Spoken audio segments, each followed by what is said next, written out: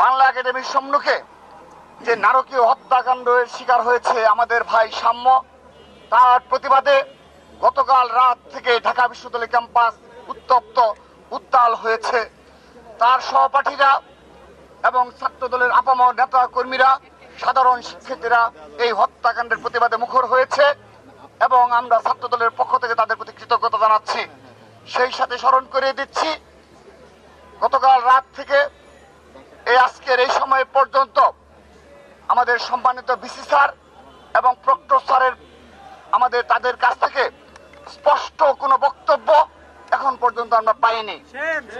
শুধু তাই নয়, এই ঘটনার পূর্বেকার বেশ কিছু অনাকাঙ্ক্ষিত ঘটনা ঘটেছে।